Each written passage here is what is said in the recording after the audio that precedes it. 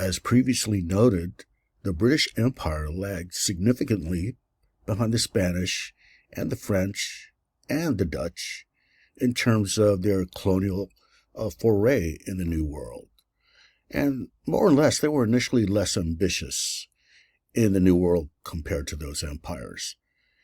Now, as it would turn out, more than 150 years after the first English settlement in Virginia, to be specific, Jamestown, Virginia, in 1607, more than 150 years after that, the countries of North America, the United States, and eventually Canada would emerge from these colonial settlements. And the U.S. in particular, this country would evolve to become the most dominant country by the 20th century. All right, so why would this be the case? Well, the roots of this evolution will be our topic, the roots of early English settlement and basically the emergence of British America or English America in the New World. And indeed, the rest of this course will pretty much focus on the British Empire of the New World and how it transformed into the United States of America. Now, we've discussed the exploration efforts of other European empires, and this is going to enable us to think in comparative terms when we discuss English colonial settlement.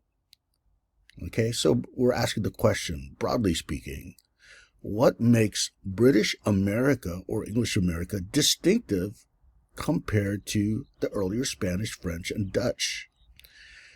And as will be further argued, what makes it distinctive is going to wield a tremendous effect on how America would evolve.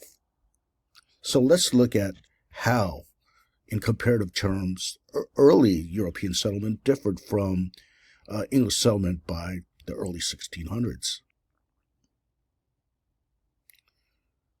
Okay, when we discuss Spanish colonial ambitions in the New World from 1492 through this time period we're at now, which is about the 1600s, well, one thing that we took notice to is how centralized the authority was in the colonies. That is to say, you had authority and power emanating from Spain itself, right? Namely the monarch and the monarch's advisors. And what they said pretty much was non-negotiable, right? Stated another way, the Spanish settlements in the New World had no sort of local authority. They had to abide pretty much to this centralized authority, again originating from Spain and the monarch himself. Now, what we see in the New World when it comes to English settlement is something a bit different. Okay, to begin with, let's look at this. English colonies would become a settler society. So what do we mean by that? Well, when we compare it to especially the Spanish effort, let's remember the Spanish effort was primarily conquest. It's about a military endeavor to conquer the various New World inhabitants and then to, lay claim to the land. And if you look at the nature of, say, Spanish settlements, you'll notice that you'll see, namely military installations, forts, if you will, Spanish forts, and you see less so an effort to recreate Spain. And when I say that, I mean like a Spanish town or a Spanish city, right, in the New World, at least at first. Now, when we think about the French, let's recall that primacy was placed upon trade and the acquisition of wealth. So what we see with the French effort in the New World was, trading places. You see trading posts there established. And then you see the growth of French settlement. But again, the effort was not to replicate French society in whole in the New World. Now, when we compare that with the later English by 1607, you'll see the colonies established settler societies. That's to say, they did seek to recreate English society in the New World. So this colonial approach is what makes it a bit different from the earlier Europeans. And moreover, we have to discuss the approach to settlement. The British approach to colonization, well, much of it was to remove what you could call surplus population, especially in the cities, to new areas. Okay, actually, this model was followed when earlier in the 16th century, the 1500s, the English Empire actually conquered Ireland, all right, and claimed it as a colony. What they did is remove some of the surplus English population and transfer them to new areas in their new colony found in Ireland. So the same approach would be undertaken, whereby you see the removal of surplus population and bring them to the New World, thereby recreating or replicating English society upon the New World. And I'll discuss that in more detail soon. So the English or the Anglo model of colonization is one of displacement. And we could compare that to, say, the earlier Spanish, which is more of a military occupation, if you will.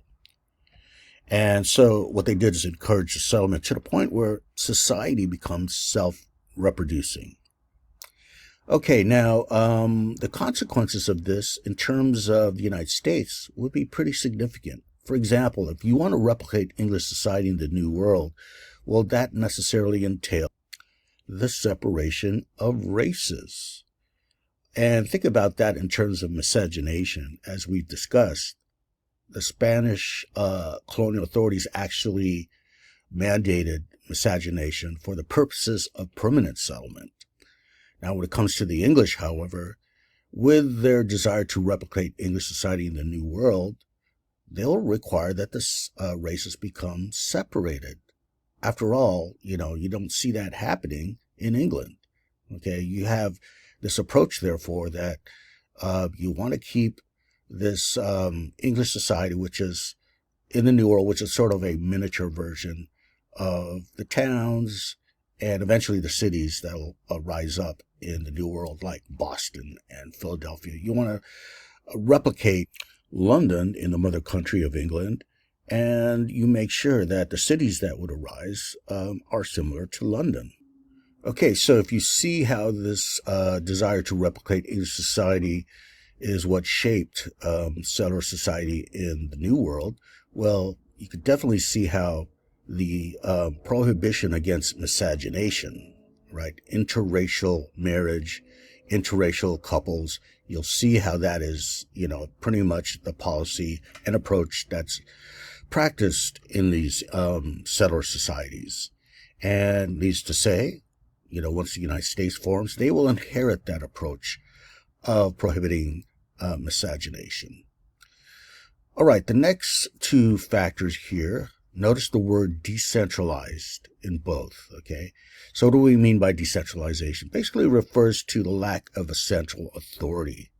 So here we're discussing lack of central authority in terms of the politics of these colonies in the New World, the English colonies, and also lack of central authority when it comes to the establishment of religion. Now, when I mean religion, we're talking about different forms of Christianity. All right, so let's discuss politics first. What we see happening is highly decentralized politics.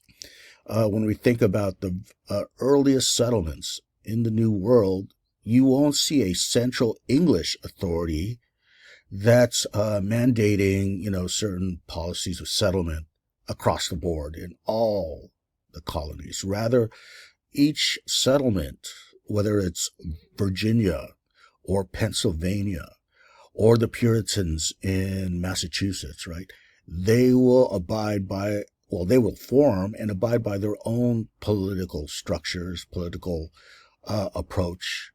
And, these are not, again, overarching English laws, okay? Meaning that the policies in New England with the Puritans do not apply to, let's say, Virginia and Pennsylvania, okay? So, in other words, all politics is provincial.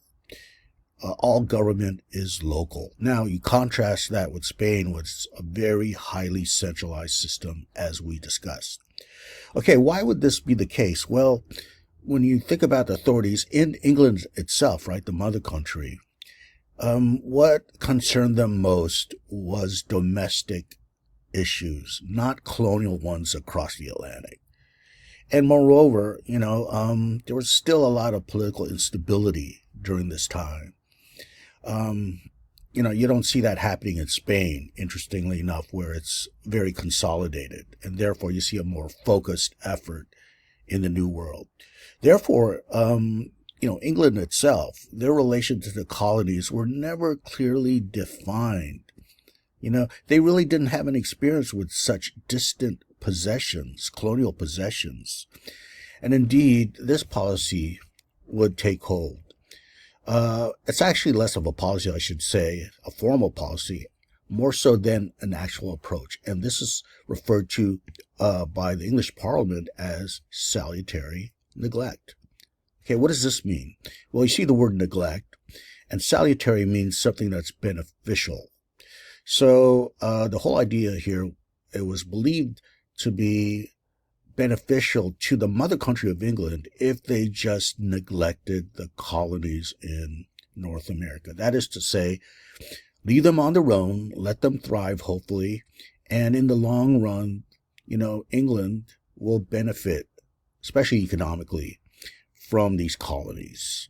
Okay, so hands-off approach, and that's what's meant by salutary neglect. Now, just to foreshadow what's going to happen, after the French-Indian War, which concludes in 1763, England is going to become broke due to the war effort. Moreover, they waged this war to protect their North American colonies.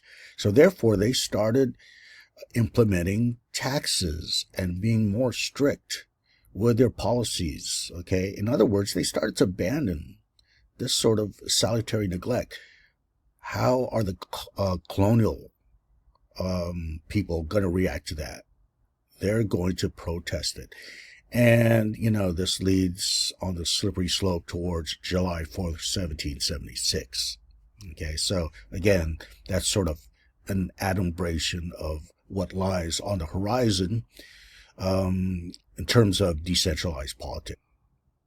Now, what about the effect it's going to have on U.S. or American political culture? Well, hopefully it's obvious to you. All right. For starters, you're going to see many Americans, and indeed this is the ideological bedrock of the independence from England, right? You're going to see many colonials and eventual Americans hold this suspicion towards centralized government, or to use the word today, big government, all right? They will see big government as a possible source of tyranny, and this still resonates today with many Americans. Also, what you're going to see, and again, this should be readily apparent, the way that the political system will be set up. You have the central government, also the federal government, as envisioned by James Madison in the Constitution, with the Congress and executive and legislative branch.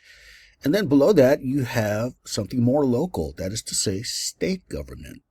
And even below that, you have something even more local than state government. You have the municipal level, right? The city government. So there we go. We have this decentralized political system that exists today. And again, the origin of this architectonic, if you will, in terms of governance and political systems, is traceable to this decentralized politics that took root in the initial colonial efforts of the English on New World soil. So interesting to note how our American traditions are traceable all the way back to the early 1600s.